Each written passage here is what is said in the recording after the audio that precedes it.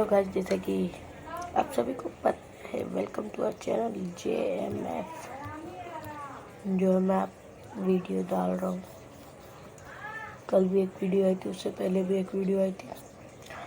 उस पर हम लोग ने किधर तक कंप्लीट किया था वो मैं आपको बता देता हूँ। हम लोग ने वो इधर तक कंप्लीट कर दिया था, ठीक है।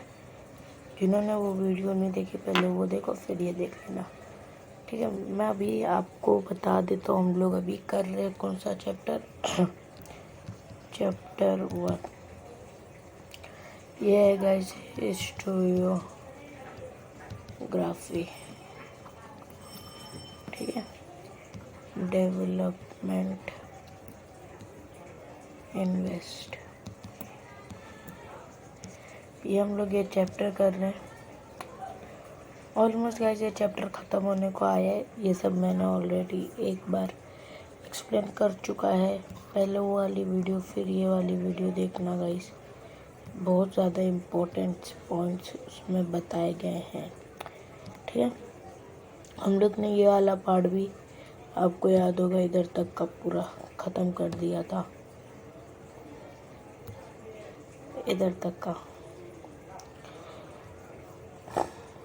ये वाला पार्ट। और ये वाला भी मैंने आपको बताया था जर्मनी में, जी हाँ जर्मनी में, यूरोप में जो है वो फिलोसॉफी वगैरह के लिए बहुत जाना चाहता था पहले के टाइम में। फिर उन्होंने क्या किया, धीरे धीरे जो है साइंटिफिक में घुस गए, मतलब हिस्ट्री में उन लोग आने लग गए, ठीक है। उधर के कई सारे हिस्टोरियंस थे, वो हिस्टोरियन का मैं आपको नाम बता देता हूँ, इधर पे दिया हुआ है, ठीक है। वो हिस्टोरियन का नाम था,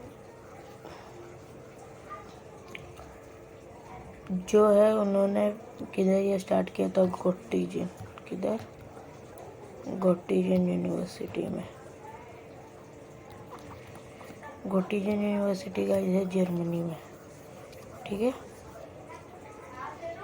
ये मैंने पहले भी पिछले वीडियो में बताया था आप लोगों को। जो डायरेक्ट इस वीडियो पे जब मारे उनको ये समझ में नहीं आने वाला, मैं पहले ही बता दूँ तो। जहाँ वो उनका सिनेरियो था उन्होंने चेंज किया, मतलब पूरा scenario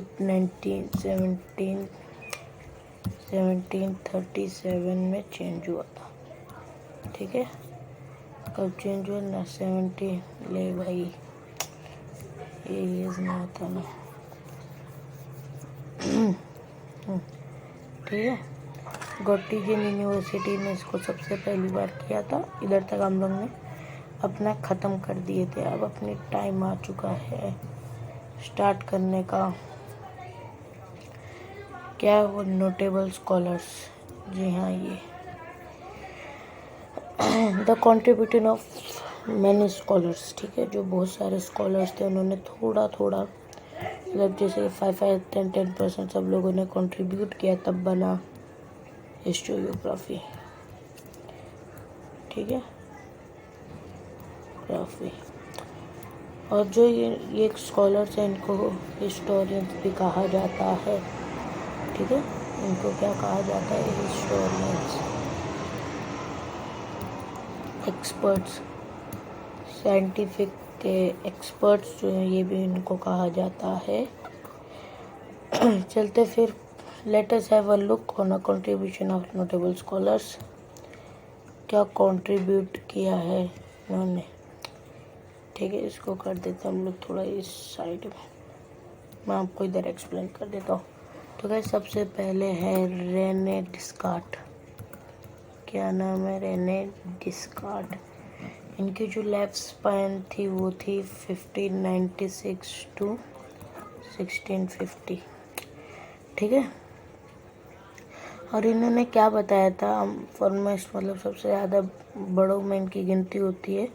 who instead of verifying the reliability, जो रिलायबिलिटी जो है वो वेरीफाई करने के अलावा इन्होंने क्या किया था वो मैं आपको बताता हूँ इधर पे। हिस्टोरिकल डेमोक्रेट है, इन्होंने क्या बताया, रिलायबली और वेरीफाइंग क्या, हिस्टोरिकल डॉक्यूमेंट, क्या करने का, हिस्टोरिकल डॉक्यूमेंट जो होते हैं वो इधर देख सकते हैं, इधर लिखा हुआ है historical document by critically examining them among the rules given by him in this book, जो critically examine करो on the basis of his book। ठीक है, इन्होंने क्या बताया, हर एक जो है इम्पोर्टेंट उसको पूरा एकदम अच्छे से एग्जामाइन करो। किस बेसिस पे करना है, उनकी जो बुक है डिस्कोर्स ऑन द मेथड, उस बेसिस पे आप लोग इसको करो, ये इनका मानना था। अब चलते हम लोग वोल्टायर के पास। क्या नाम है इनका, वोल्टायर। ठीक है, क्या नाम है, वोल्टायर। इनकी लाइफ स्पैन थी गाइस 1694 to 178। ठीक है, Voltaire original name was Francois Marie. क्या नाम था इनका, फ्रैंकोइस मैरी। ठीक है, फ्रैंकोइस मैरी एरियट, ये इनका जो था रियल नेम था। ही वॉज अ फ्रेंच, यानी ये फ्रांस से बिलोंग करते थे। ठीक है, किधर से बिलोंग करते थे आपको पता चल गया, आप मिल के आ सकते हैं। फ्रांस से बिलोंग करते थे ये, और इनका जो ऑब्जेक्टिव था to chronology the historical event considering social tradition economic culture, यानी जो क्रोनोलॉजिकल ऑर्डर में। ठीक है, इधर मैं आपको लिख के बता देता हूँ, क्रोनोलॉजिकल।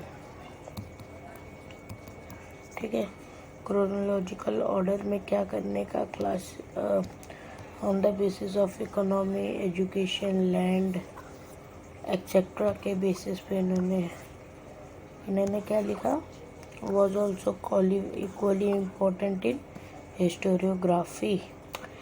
क्या बताया, chronology of historical event considering एक मिनट guys, considering social tradition, trade, economy, agriculture etcetera. जैसे कि मैंने आपको बताया अभी इस वक्त, जो chronological method of historical events तो करने ही अपने को, लेकिन considering social, economy, agriculture etcetera, ये सब कंसिडर करके चलना है अपने को।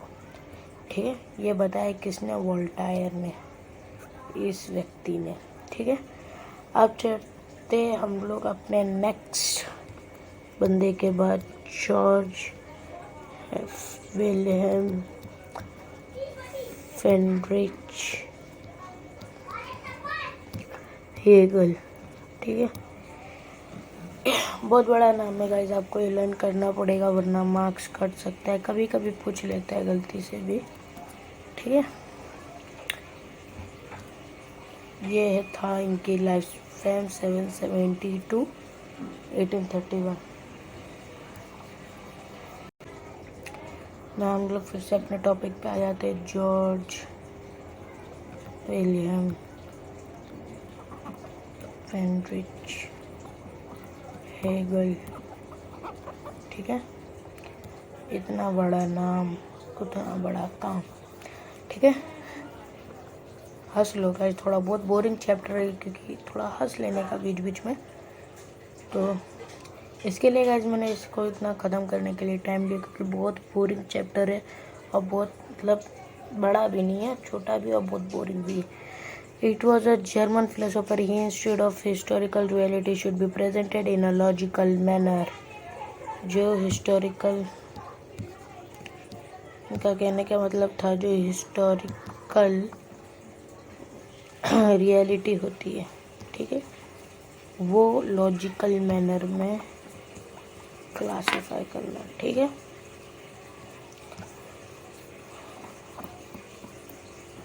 ओके, अभी क्या है देख सकते हो आगे। To him timeline of historical event was एडिकेटिव प्रोग्रेस, उसके लिए जो था हिस्टोरिकल इवेंट का टाइमलाइन था एडिकेटिव, क्या, इंडिकेटिव प्रोसेस था। ठीक है, आप लोग को ये समझ में आ गया।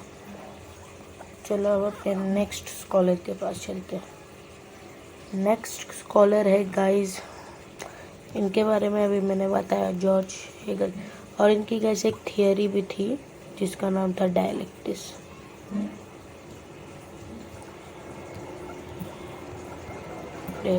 जिसके बारे में अंदर बताया हुआ है ऑलरेडी। ठीक है, अब चलते हैं हम लोग अपने नेक्स्ट दो महारथी की तरफ, जिसका नाम है लेपोल्ड वॉन रैंके। इनका लाइफ स्पैन था 795 to 886, काफ़ी अच्छा लाइफ स्पैन। ठीक है, historiography of the 19th century was greatly influenced by the thought of Leopold von Ranke। जो 19th मतलब जो 19th सेंचुरी की हिस्टोरियोग्राफी थी, उसमें जो है लेपर्ड रैंके का बहुत बड़ा हाथ था। Of Berlin university spoke about the critical method of historical research. वो क्या बात करते थे? Critical method of historical research. किसके बारे में? Critical manner of historical research के बारे में वो बताते थे। ठीक है, he put the emphasis of the utmost importance of information gathered by the original document। उनका कहने का मतलब था कि जितने ओरिजिनल डॉक्यूमेंट्स है उतना अच्छा है। he also started ये चीचा है गाइस वो लेपर्ड वॉन रैंके। ठीक है, तो इन्होंने क्या बताया? he also stated all types of document associated with the historical event। और भी इसने बहुत सारी हिस्टोरिकल ट्रुथ का मेथड इन्होंने बताया था। और ही publish the theory also, three of practice of history and the secret of world history. ठीक है, अब अपने लास्ट चैप्टर के एकदम एंड में हम लोग पहुंच चुके हैं। ये इसका एक मिनट जो है Karl Marx, yes Karl Marx एक, और ये चैप्टर के guys I think so second most important व्यक्ति हैं। ठीक है, इन्होंने भी गाइस क्या क्या बताया तो मैं आपको बता देता हूँ। In the latter half of the 19th century a new school was arose, the keeping the view of new thesis formulated by Karl Marx। जैसे कि मैंने बताया था 19th century, the half of 19th century के बाद जो है Karl marks भाई का एक स्कूल खुला और उन्होंने उसमें अपने न्यू थीसिस बताए हिस्टोग्राफी के रिलेटेड। ठीक है, human relationship are the shaped of the fundamental needs of people and ownership as well as the nature of prevalent means of production of meet those needs और the accessibility of this means of different strata of the society at may be not equal to this inequality cause. ठीक है, ये इनका जो थी theory थी, इसको कर देते छोटा, चलते अपने नेक्स्ट पन्ने पर। और गाइस अभी आते हैं एनाल स्कूल के पास। आई थिंक सो ये लास्ट टॉपिक था, इसके बाद ये लास्ट टॉपिक है। ठीक है, इसके बाद है गाइस एनाल स्कूल।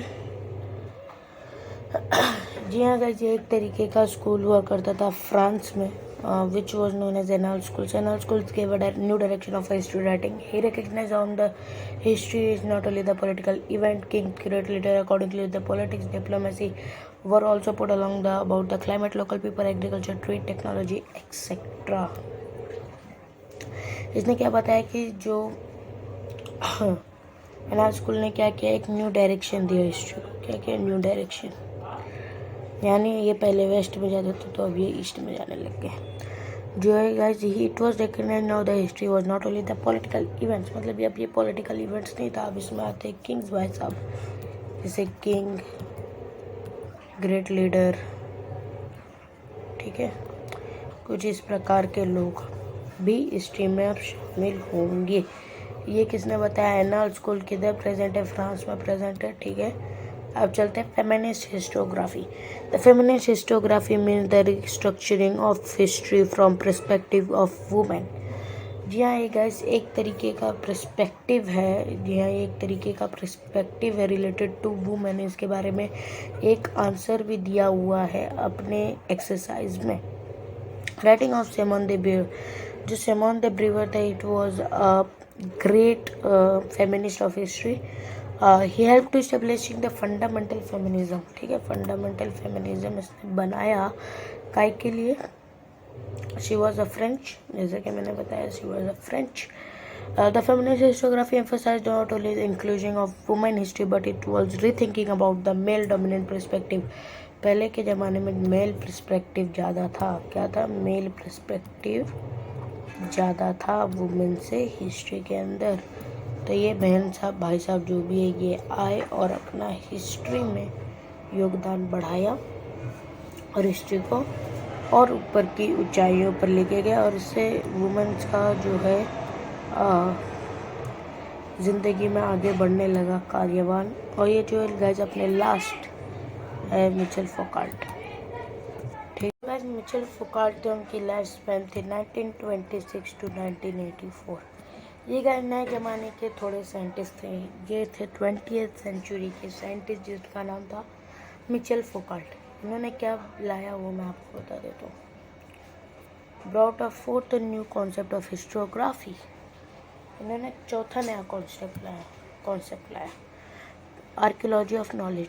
ठीक है, इन्होंने ये लेके आया फोर्थ, और उसको अरेंज क्या करवाया? Historical ordering, chronological order is not right due the attention of the fact archaeology not strive to develop ultimate historiography but the attempts to. एक मिनट, ये मैं आपको रीड करके बता दूंगा, इजी आप लोग समझ जाओगे। ठीक है, reach the ultimate historical truth यानी जो हिस्ट्री रियल साबित बताती है। जो हिस्ट्री मतलब पता चल जाता है कि ये रियल है, तो उसको बोलते हैं हिस्टोरिकल ट्रुथ। ठीक है, but attempt to explain the various transition in the past, many transition in the past. ठीक है, क्या क्या many transition in the past का कुछ था। In the past, Foucault felt explaining the transition of the history in the more important, he called his method of archaeology and knowledge. ठीक है, अब ये जो है Foucault subjected that so far the acknowledged areas by the historians such as psychological disorder. Psychology guys आपको पता है, आपने बहुत जगह सुने होंगे साइकोलॉजी, मेंटली प्रिपेयर्ड का मतलब होता है साइकोलॉजी डिसऑर्डर, यानी दिमाग की बीमारी जो होती है वो science of medicine, prison administration etcetera to analyse history, ये सारी चीज़ें भी लग सकती है। यानी मेडिसिन, प्रिजन एडमिनिस्ट्रेशन का जो जॉब करता था, साइकोलॉजी जो डिसऑर्डर था यानी पागल हो जाना, और जो हिस्टोरिकल एनालिसिस में इसको भी आएगा। दस द स्कोप ऑफ हिस्टोरियोग्राफी, मतलब इधर क्या बताया गया है, हिस्ट्री कंटिन्यूसली बढ़ते चली गई। क्या हुआ? बढ़ते बढ़ते बढ़ते ये एक्सपांड होते चली गई हिस्टोरियोग्राफी। यहाँ पे जो अपना चैप्टर हो चुका है ख़त्म। ठीक है, जो है अपना चैप्टर इधर पे ख़त्म हो चुका है, चैप्टर नंबर 1 हिस्टोरियोग्राफी फिनिश। जी हाँ, आपको ये बहुत जल्द मैं नोट्स दे दूँगा। अगर आप जो है इंस्टाग्राम बोल रहे हो, टेलीग्राम पे नहीं आए हो, टेलीग्राम पे आओ, उधर तो हर चीज़ मिल जाएगी। और टेलीग्राम में एक और बार आपको इधर देनी तो एक मिनट, JMF स्टडीज। ठीक है, और इधर पे जो है गाइस हर तरीके के नोट्स आपको मैं अवेलेबल करके दूँगा। और जी हाँ गाइस, कल आ रहा है अलजेब्रा का लेक्चर, रेडी रहना आप लोग with algebra notebook, text book. ठीक है, आने वाला है अलजेब्रा का लेक्चर। उसके 2 दिन बाद साइंस का भी लेक्चर आ जाएगा, टेंशन मत लो। साइंस का 2-3 दिन अगर मुझे लगा कि मैं ही ले लूँगा, 2 चैप्टर में एक्सप्लेन कर दूँगा, बाकी का जो टीचर अपॉइंट हुए वो कर देंगे। ठीक है, तो मिलता है आपको नेक्स्ट वीडियो में, बाय। और गाइस लाइक कर दो यार, रुको गाइस, अब नई चीज़ बच गई। तुम लोग ने लाइक कर नहीं माना, सब्सक्राइब लाइक कर दो।